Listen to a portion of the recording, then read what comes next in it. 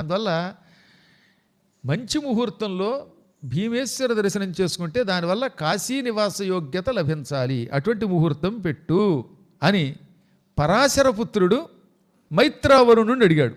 అసలు వ్యాసుడు అందరికీ ముహూర్తం పెడతాడు, ఇక్కడ మాత్రం రివర్స్ అయిపోయిందనమాట. వ్యాసుడికి ముహూర్తం అగస్త్యుడు పెట్టాలి, అగస్త్యుడికి ముహూర్తం వ్యాసుడు పెట్టాలన్నమాట. అందుకని ఏం చేశాడు ఆయన, కాలశుద్ధి విమర్శించి మైత్రావరుణుండు పరాశరసుతునకి ఇట్లనియే. అగస్త్య మహర్షి పంచాంగం బాగా పరిశోధించాడు.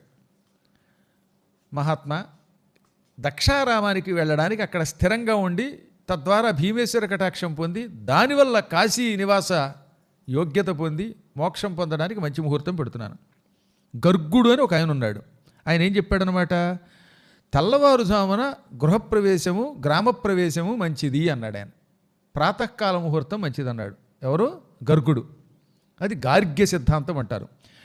గార్గ్య సిద్ధాంతమతముషః కాల కలన శకునమూనుటయది బృహస్పతి మతంబు విప్రజనవాక్యమరయంగ విష్ణుమతము సర్వసిద్ధాంతమభిజిత్తు సమ్మతముగు. ఒక్కొక్కడిది ఒక్కో సిద్ధాంతం. గర్గుడు తెల్లవారుజాము ముహూర్తం మంచిది అన్నాడు, బ్రాహ్మీ ముహూర్తం మంచిది. బృహస్పతి ఏమన్నాడు, ముహూర్తం కంటే శకునం మంచిది, మంచి శకునం చూసుకుని వెళ్ళు అన్నాడు. ఓ మంచి ముహూర్తంలో శకునం బాగుంటే మంచిది అన్నాడు. అంటే బృహస్పతి ముహూర్తం కంటే దేనికి ఎక్కువ ప్రాధాన్యం ఇచ్చాడు? శకునమునకు, బృహస్పతి మతం. కానీ విష్ణువు అని ఒక మహర్షి ఉన్నాడు. ఆయన ఏమన్నాడు, ఇవేం అక్కర్లేదండి, బ్రాహ్మీ ముహూర్తాలు వంటి ముహూర్తాలు అక్కర్లా, శకునాలు అక్కర్లేదు, బ్రాహ్మణులు ఇది మంచిది అంటే చాలు, విప్రజనవాక్యంబు మంచి మతము అన్నాడు ఆయన. విష్ణు మతం ఏమిటనమాట? విప్రజన వాక్యమరయంగా విష్ణు మతము.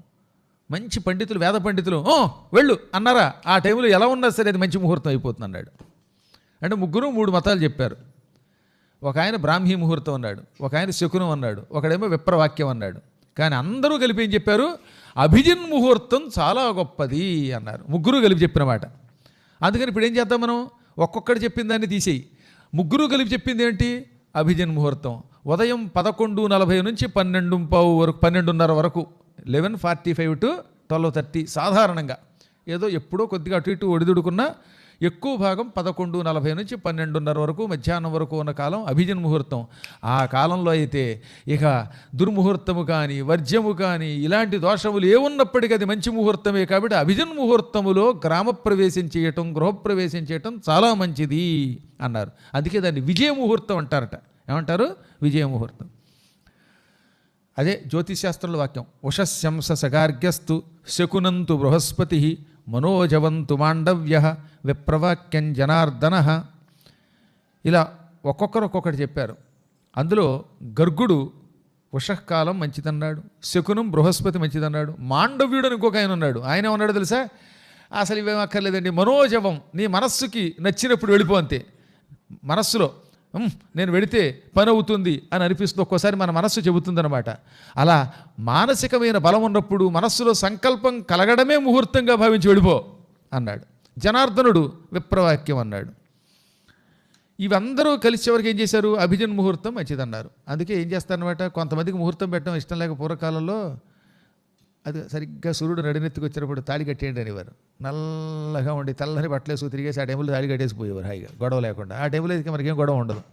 అందుకని మిట్ట మధ్యాహ్నం పెళ్లి కొడుకులు అనేవారు. ఆ సమయంలో ఇక వారం లేదు, వర్జం లేదు, ఎంత బాగుంటుందో. కాకపోతే మధ్యాహ్నం 12 గంటలకి చక్కగా బట్టలు వేసుకుని వీధిలో ఊరేగుతూ ఉంటే ఆహాహా ఆ సౌందర్యం చూడడానికి 2 కళ్ళు సరిపోనుకోండి. పైగా పూర్వకాలంలో అభిజిన్ లగ్నంలోనే శివుడు త్రిపురాసురుల్ని సంహరించాడు. శివుడు సరిగ్గా సంహరించేది ఎక్కడ? అభిజిన్ ముహూర్తంలోనే. అసురపురముల సాధించెనంధకారి అమరపాథోతి మధించి రమరవరులు దివ్య సింహాసనం బెక్కె దివిజ భర్త సిద్ధమధ్యాహ్న వేళాభిజిత్తునందు. త్రిపురాసురుల్ని సంహరించటానికి సరిగ్గా మధ్యాహ్నం 11:45 ముహూర్తం పెట్టుకుని ఈశ్వరుడు బాణంతో ఆ ముగ్గురిని చంపాడు. కాబట్టి త్రిపురాసుర సంహారం జరిగింది ఎప్పుడు? అభిజిన్ ముహూర్తంలో. పాలసముద్రం చిలకడానికి ముహూర్తం పెట్టుకున్నది దేవతలు కూడా అభిజన్ ముహూర్తమే. ఇంద్రుడు మొట్టమొదట సింహాసనం మీద కూర్చున్న ముహూర్తం కూడా అభిజన్ ముహూర్తమే. అందుకే అది సిద్ధ ముహూర్తము అన్నారు దాన్ని. ఏది ఎంతమంది మధ్యాహ్నం పూట పని చేశారట.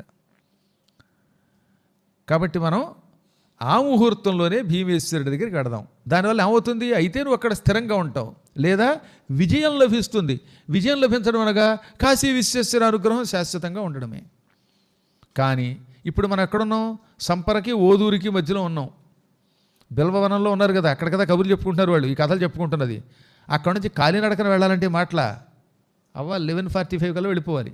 అప్పటికి 11 అయిపోయింది. మన జనాలంటే నడిచి వస్తారు వెనక, వాళ్ళందరితో పెట్టుకుంటే అవదవు, మనం ముగ్గురం వెళ్ళిపోదాం అన్నాడు ఆయన. ఇప్పుడు వ్యాసుడికి శిష్యుల మీద పక్షపాతం. మరి నువ్వెక్కరా కారంటే ఈలోపు కారు వెళ్ళిపోతుంది. అందుకని ఏమన్నాడు అనమాట, అందరం వెళ్ళడం కాదు, మనం ఆకాశ మార్గంలో వెడదాము అన్నాడే. నాభిమండలమిచ్చోటు నడుముగాన భీమమండలిక పుణ్యభూమినల్ల ఇచ్చటను నుండి వీక్షంతమే మునీంద్ర ఆకాశం బెక్కి యోగ విద్యాబలమున. నీవు, నేను, నా భార్య లోపాముద్ర మనం యోగ బలంతో ఆకాశంలోకి వెడదాం. అక్కడి నుంచి ఆ భీమమండలం చూద్దాం. సరిగ్గా అభిజన్ ముహూర్త సమయంలో ఏం చేద్దాం, పైనుంచి కిందకి దిగుదాం. నేను, నాతో పాటు లోపాముద్ర, మేమిద్దరం యోగముద్రతో వస్తాం. ఇక నీ సంగతి చెప్పేదేముంది, నువ్వు మహాయోగివి. బదరీ నుంచి కేదారం నుంచి బదరీ ఎక్కడికైనా వెళ్ళినవాడు ఆయన. ఆయనకి శక్తి లేకపోవడమా, కేవలం శిష్యుల కోసం తీర్థయాత్ర కాలినడకం చేస్తున్నాడు. కాబట్టి మనం ఇప్పటికీ ఆలస్యం అయిపోతుంది, వెళ్ళిపోదాం. ఇంకా మనకి మిగిలింది 48 నిమిషాలు. ఈ 48 నిమిషాలు ఏం చేద్దాం, ఆకాశం నుంచి చూద్దాం, చూసి ఆ పరమాత్ముడికి నమస్కారం చేసి కిందకి దిగుదాం అనగానే వ్యాసుడు మళ్ళీని 10,000 మంది శిష్యులు, మరి వాళ్ళ సంగతి ఏమిటి అన్నాడు. వారంతా నడిచి వస్తారులే, మనం అక్కడికి వెళ్ళిన తర్వాత వాళ్ళు మెల్లిగా వస్తారు. వాళ్ళు కూడా ఎంత వేగంగా నడిచినా 12:30కి వచ్చేయగలరట. కొంచెం ఒక పావుగంట అటు ఇటులో వస్తారులే, ఎందుకంటే అక్కడి నుంచి రావడం పెద్ద కష్టమే కదా, ఆరోగ్యగలరు. అందులో ఋషులు ఆరోగ్యవంతులు. మన వాళ్ళకి వల్ల మెట్లు దిగడానికి ఏడాది పట్టదు. ఉన్నగురు ఎగిరి మహావేగంగా వెళ్ళిపోయారనమాట. ఋషుల యొక్క గమనం చాలా గొప్పదండోయ్. అందుకని వాళ్ళు నడిచి వస్తారనగానే సరే అన్నాడు ఆయన. రివ్వున పైకి లేచిపోయారు వాళ్ళు. పరమ ఋషుల్ భృతరో మహర్షులయి లోప ముద్రయుందారు అంబర మధ్యంబున నావహంబును జగత్ప్రాణ ప్రవాహంబుపై పరిలంఘించిరి భుక్తి ముక్తి రమణీ ప్రత్యగ్రలీలా స్వయంవర సౌధంబగు భీమమండలము సర్వంబుల్ విలోకింపగల్. భుక్తి ముక్తి ప్రసాదించే దివ్యమండలం, ఎటువంటి పాపాత్ముడైనా పుణ్యాత్ముడిని చేసే దివ్యమండలం. అటువంటి భీమేశ్వర మండలాన్ని చూడడం కోసం లోపాముద్రా సమేతంగా అగస్త్యుడు, ఆయన కుడి పక్కన నిలబడి వ్యాసుడు, ముగ్గురు ఆవహము అని పేరు కలిగినటువంటి వాయుమండలంలోకి ఎగిరారు. ఆవహము అంటే పైనుంచి కిందకి చూడడానికి మనకు వచ్చే మేఘమండలం అన్నమాట. ఆకాశంలో మేఘాలు ఉంటాయి కదా, ఆ మేఘాల కంటే కింద ఉంటారన్నమాట. మేఘాలు దాటితే మళ్ళీ కింద కనపడదు. విమానాలు మేఘాల కంటే పైనుంచి వెడతాయి. ఆ మేఘాల కంటే కింద కొంచెం కింద ఉంటే ఆ ఆకాశ మండలాన్ని ఆవహము అంటారు. కొన్ని పక్షులు ఆ మేఘమండలానికి కింద వరకే ఎగురుతాయి అన్నమాట. ఎప్పుడైనా భూలోకంలో ఉన్న వస్తువులు చూడాలి, భూమిని చూస్తూ వెళ్ళాలనుకున్నటువంటి ఋషులు మేఘాలకి పైన కాకుండా మేఘములకు కింద సరిగ్గా మేఘాలు తలకి తగులుతూ ఉండగా ఆ మార్గంలో ఆకాశ మార్గంలో ప్రయాణిస్తారు. దాన్ని ఆవాహం అంటారు. ఎందుకని అక్కడ వరకు ఎగిరారు, ఇంకా పైకి ఎగరలేదంటే అక్కడ వరకు ఎగిరితేనే ఆలయాలు కనపడతాయి, భూమి కనపడుతుంది. మళ్ళీ పైకి వెళ్ళిపోతే ఏమవుతుందన్నమాట, మబ్బులు తప్పేం కనపడవు. మబ్బుల్లో చంద్రమని పాడుకోవాలి, అప్పుడు ఏం కనపడదు కిందది. అందుకని ఏమన్నమాట, ఆవహం అనేటటువంటి ప్రాంతంలో నిలబడ్డారు.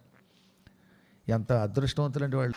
అక్కడ నిలబడి మొత్తం సప్తగోదావరాలు, మహాగోదావరి, భీమమండలం చుట్టుపక్కల ఉన్న ఆకాశంలో నిలబడితే అన్నీ కనబడిపోతున్నాయి అనమాట. పైనుంచి చూశారు కదా, అందువల్ల కోటిపల్లి కనపడుతున్నది, సప్తగోదావరం కనపడింది, అందమైన దివ్యస్థలాలు కనపడుతున్నాయి, ఇంకా చుట్టుపక్కల ఉన్న సంపర మొదలైన అన్ని గ్రామాలు కనపడుతున్నాయి. అవి చూచి పులకించిపోయారు. ఆ పైనుంచే భీమేశ్వరాలయం యొక్క గోపురాన్ని చూచారు, 2 చేతులు జోడించారు. సంసార తాప శాంతి ఔషధంబు, సంసారం ఒక పెద్ద వేడి, ఆ వేడి తొలగించే ఔషధం, నిజమైన ఔషధం ఈ భీమమండలం అనుకుంటే ఆ పుణ్యభూమికి 2 చేతులు జోడించి నమస్కరించారు. భీమేశ్వరుడికి నమస్కరించారు. ఆయన సర్వ దివ్యస్వరూపుడు, శాంతిస్వరూపుడు, హంసస్వరూపుడు, లింగస్వరూపుడు, ఆనందస్వరూపుడు, మోక్షస్వరూపుడు, సకల భువనాలకి భర్త అటువంటి పరమాత్మని చూశారు వాళ్ళు. చూసిన తర్వాత కిందకి దిగి ఆయన యొక్క అనుగ్రహం పొందాలిగా. ఆ విశేషాలు